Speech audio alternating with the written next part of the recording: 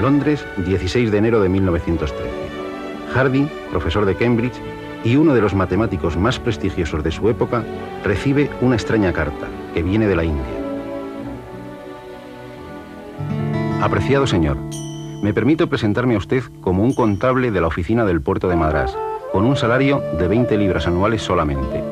Tengo 23 años de edad. He hecho un estudio detallado de las series divergentes en general y los resultados a los que he llegado son calificados como sorprendentes por los matemáticos locales. Yo querría pedirle que repasara los trabajos aquí incluidos.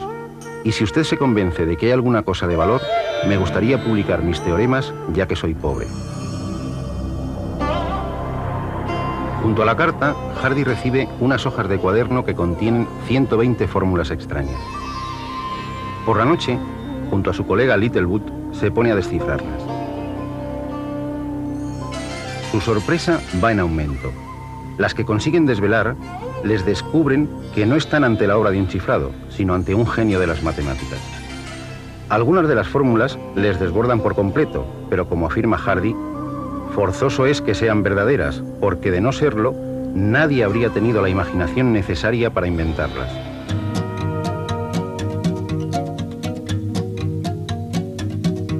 Una de estas fórmulas está relacionada con el número pi, y a Hardy le resulta completamente nueva.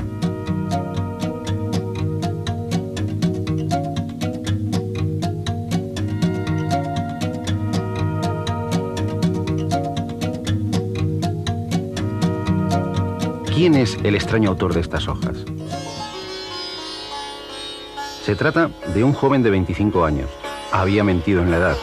Empleado de la oficina del puerto de Madrás en la India, sin ninguna formación académica. De hecho, había suspendido los exámenes en el colegio universitario, pero con un gran talento matemático. Su nombre es Srinivasa Ramanujan.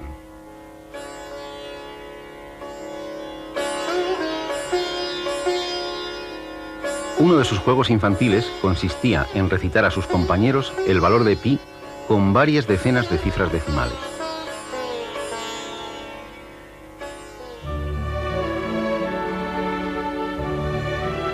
Sin dudarlo, Hardy invitó a este prodigioso joven a Cambridge, donde trabajaron codo con codo desde 1914 a 1919, año en que Ramanujan, aquejado de una grave enfermedad, regresó a la India. Murió al año siguiente.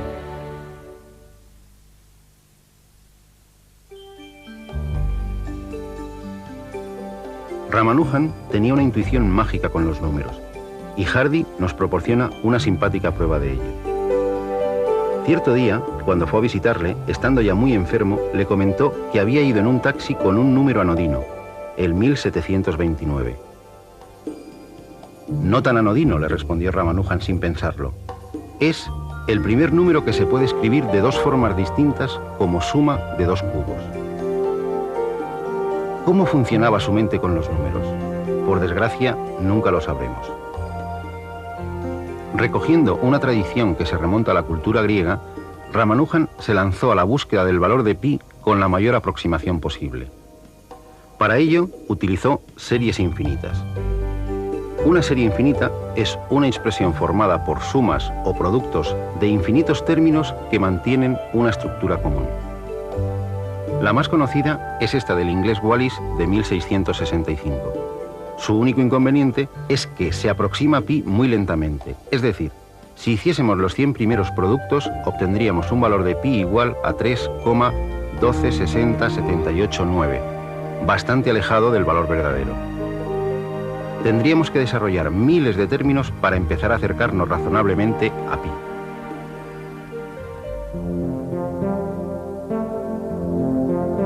Desde el siglo XVII, series de este estilo han jugado un papel fundamental en la historia de las matemáticas y, francamente, no dejan de sorprendernos.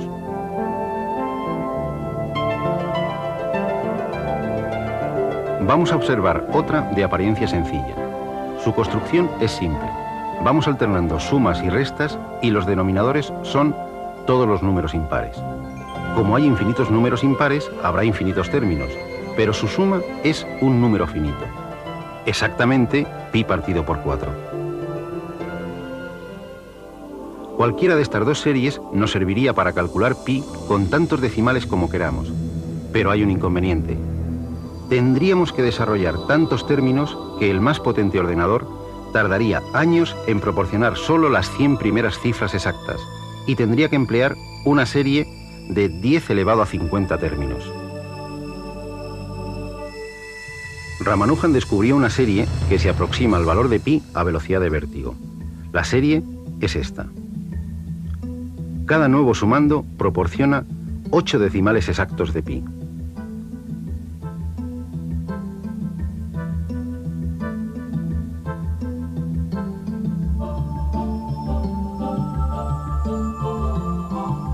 En la fórmula aparece un símbolo extraño, el símbolo exclamación, que detrás de un número es el símbolo factorial y representa el producto del número por todos los anteriores hasta 1.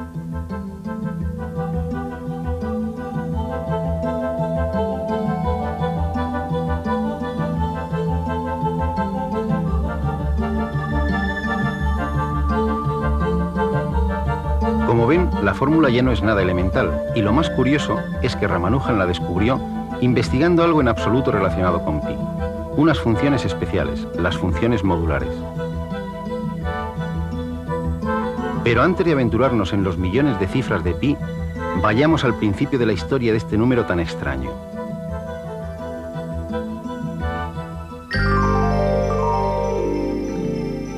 Todos recordamos de nuestra más tierna infancia la famosa fórmula: la longitud de la circunferencia es 2πr. Bueno, en esencia eso es pi, la razón entre la longitud de cualquier circunferencia y su diámetro.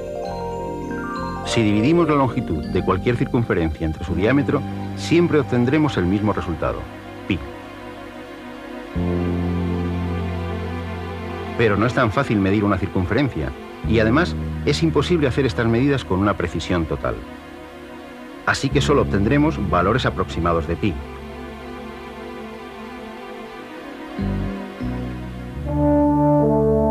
Pero para hablar de pi, tenemos que retroceder en el tiempo hasta el siglo III a.C. y viajar hasta el sur de Italia, a Siracusa. Y allí nos encontramos Eureka, con Arquímedes, el de la bañera, uno de los despistados más famosos y al mismo tiempo una de las mentes más geniales de la historia, y autor de alguna de las frases más populares de todos los tiempos. Todo cuerpo sumergido en un fluido experimenta un empuje hacia arriba igual al peso del líquido desalojado. Este es el teorema de Arquímedes. Y también descubrió las leyes de la palanca: dadme un punto de apoyo y moveré el mundo. Además, se las ingenió para hacer que el agua subiese de un punto a otro más alto. Sí, también el tornillo sin fin, que hoy se utiliza en nuestros silos para elevar el grano, se lo debemos a él. Este sabio polifacético fue sin duda el primer ingeniero militar de la historia. Con sus diabólicos inventos bélicos trajo en jaque durante 2 años a los ejércitos del general romano Marcelo.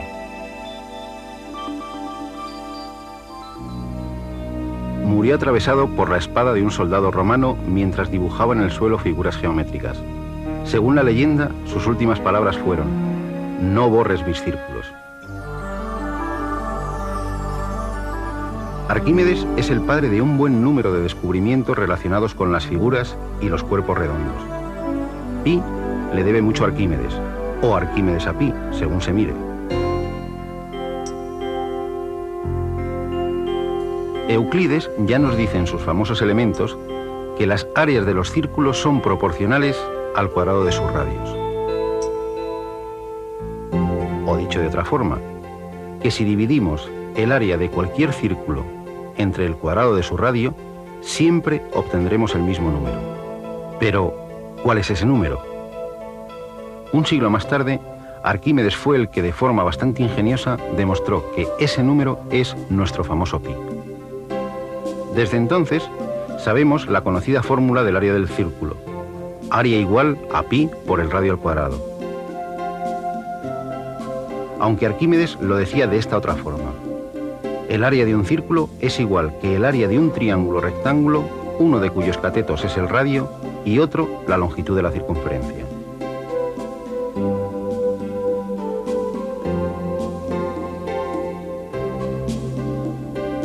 El área del triángulo es L por R partido por 2. Y desarrollando, obtenemos pi por R al cuadrado, es decir, el área del círculo.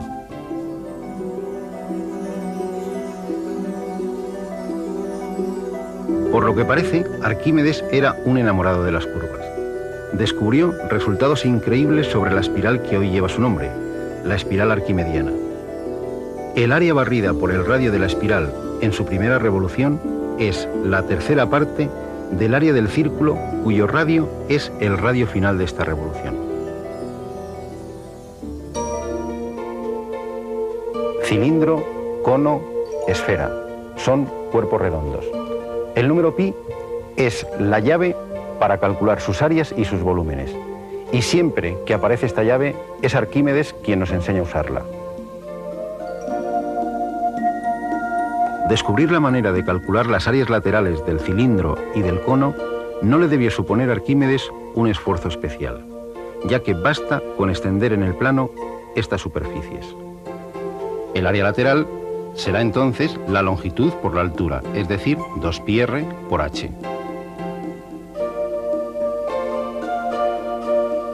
De forma análoga, es decir, extendiendo la superficie lateral en el plano, podemos calcular el área lateral del cono. El área lateral será pi por el radio por la generatriz. Los volúmenes de ambos cuerpos también dependen de pi. Así, el volumen del cilindro es pi por el radio al cuadrado por la altura del cilindro.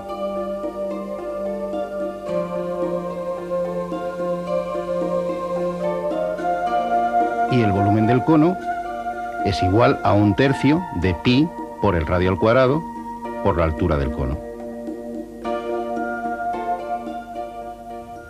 Lo que ya no es una tarea tan simple es calcular el área y el volumen de una esfera. En su asombroso libro sobre el círculo y la esfera, Arquímedes nos demuestra que el área de una esfera es 4 veces el área de su círculo máximo.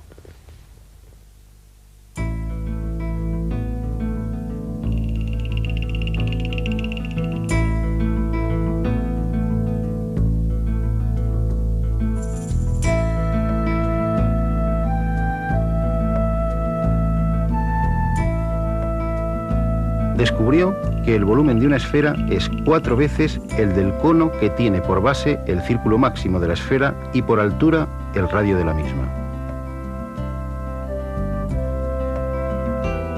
Además, introduciendo una esfera en un cilindro de igual radio, descubrió las relaciones entre las áreas y los volúmenes de ambas figuras.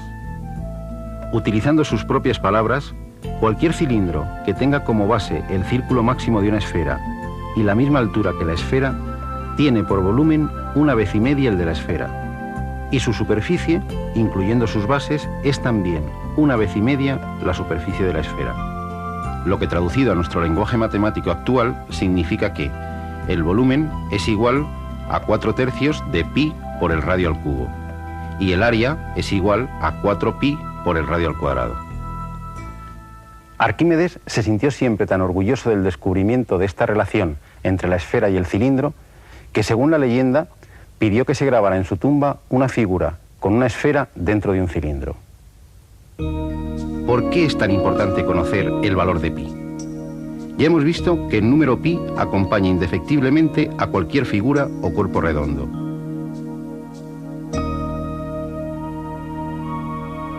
Para calcular cosas tan dispares como la masa de la Luna, o el material necesario para la construcción de un oleoducto, o la capacidad de los depósitos de combustible, o incluso la distancia de Madrid a Nueva York, necesitamos a pi.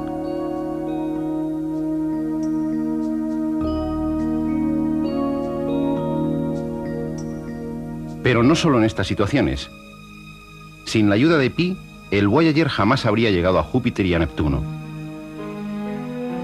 En efecto, en el cálculo de las órbitas planetarias también está presente nuestro amigo pi.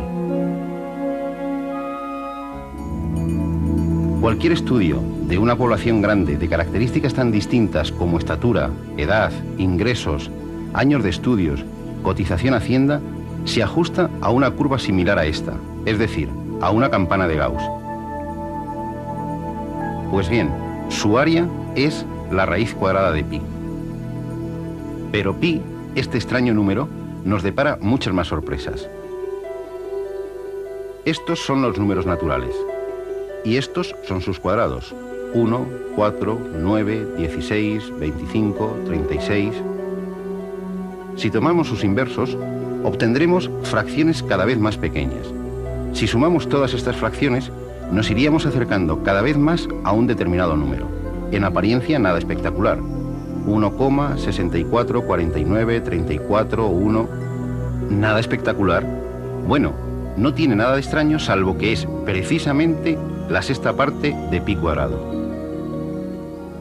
¿Qué misterios rodean a esta constante universal de naturaleza tan simple, pero que aparece en las situaciones matemáticas más dispares? Quizá nunca lleguemos a conocerlos por completo. Pero lo que sí sabemos es que ha ejercido un poderoso influjo entre los matemáticos de todas las épocas, y desde hace más de 3000 años. Desde que en 1761 Johann Heinrich Lambert presentase en la Academia de Berlín la primera demostración de que pi es un número irracional, sabemos que este número no se puede escribir como una fracción, es decir, que tiene infinitas cifras decimales que no se repiten periódicamente. Jamás podremos expresar con nuestras cifras su valor exacto. Si pensamos que con los 11 primeros decimales de pi podemos calcular la circunferencia de la Tierra con un error inferior a 1 centímetro, y que con los 40 primeros decimales podríamos calcular el diámetro del universo con un error inferior al diámetro de un átomo de hidrógeno, parecerá que tanto esfuerzo por encontrar cada vez más decimales de pi es fruto de una obsesión o una enfermedad de los matemáticos. Sin embargo, esta búsqueda ha enriquecido otros campos de las matemáticas muy poco relacionados con los círculos.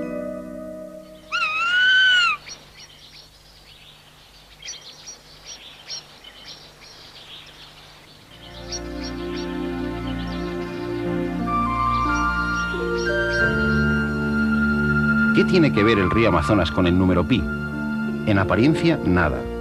Sin embargo, Hans Henrik Ståhlung, geólogo de la Universidad de Cambridge, ha calculado la relación entre la longitud real de muchos ríos con meandros y su longitud en línea recta desde su nacimiento hasta su desembocadura.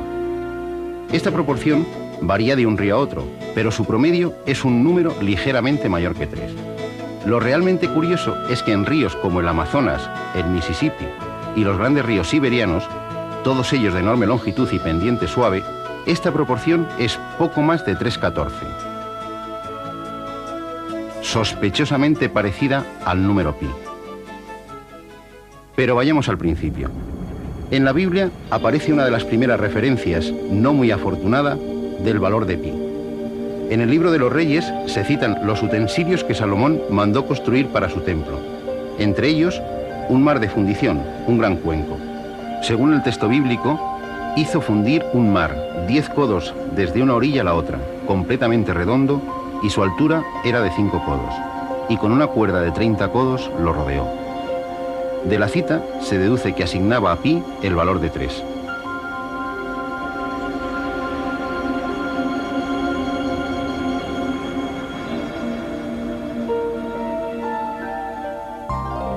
Los babilonios habían descubierto una aceptable aproximación de pi por exceso, asignándole el valor de 25 octavos, es decir, 3,125.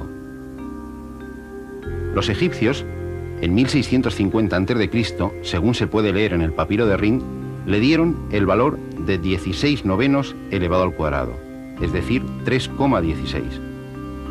Arquímedes realizó el primer cálculo teórico de pi. El original y paciente método consiste en trazar un hexágono regular inscrito y otro circunscrito a una circunferencia. El perímetro del hexágono interior es menor que la longitud de la circunferencia y el del exterior mayor. Dividiendo los perímetros entre el diámetro obtendremos una cota inferior y una cota superior de pi. Si duplicamos el número de lados del polígono regular, obtendremos una mejor aproximación. Pues bien, con suma paciencia, esto es lo que hizo Arquímedes hasta alcanzar un polígono de 96 lados, con lo que demostró que pi está comprendido entre 223 partido por 71 y 22 partido por 7, es decir, entre 3,1408 y 3,1429. Había empezado la gran carrera para obtener cada vez un valor más próximo a pi, una auténtica carrera de relevos. Ptolomeo, en el siglo II, obtiene un valor que se repetirá hasta la saciedad en todas las escuelas durante cientos de años. Pi igual a 3,1416. En China, en el siglo V, Chun Chi da el valor de 385 partido por 113, es decir, 3,141592. 7 cifras, no está mal.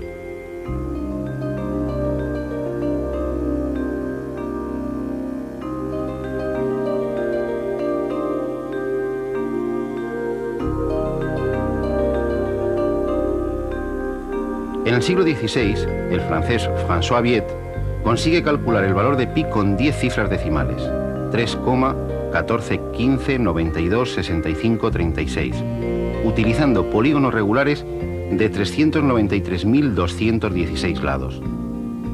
A finales de siglo toma el testigo el matemático Ludolf van Zeulen, que dedicó más de la mitad de su vida al cálculo de pi. Llegó a trabajar con polígonos de billones de lados. Tal era su obsesión por pi que hizo grabar en su sepulcro, como todo epitafio, los 35 dígitos con que calculó su valor. 3,14159265358979 32.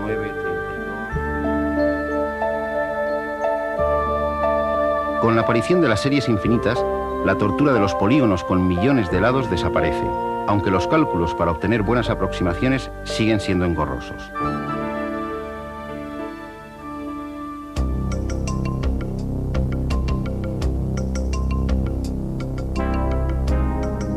Y la carrera continúa. Utilizando series de convergencia cada vez más rápida, Abraham Sharp obtuvo 71 cifras de pi. Days obtuvo 200 cifras en 1824 y Richter, 30 años más tarde, obtuvo 500 cifras.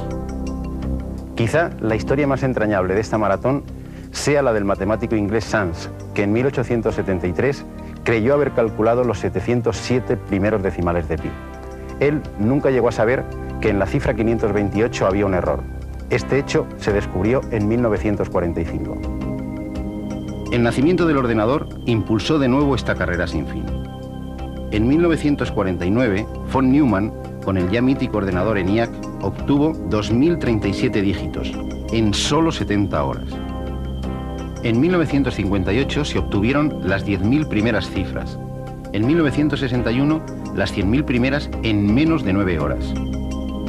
El millón se rebasó en 1973, los 10 millones en 1985, los 100 millones en 1987. En la actualidad, el récord está en los 50.000 millones de cifras. Pero la carrera no ha hecho más que empezar. De hecho, aunque no se lo crean, no estamos mucho más cerca de la meta que nuestro buen amigo Arquímedes, y nunca lo estaremos. En fin, las bromas del infinito. Pero eso es otra historia.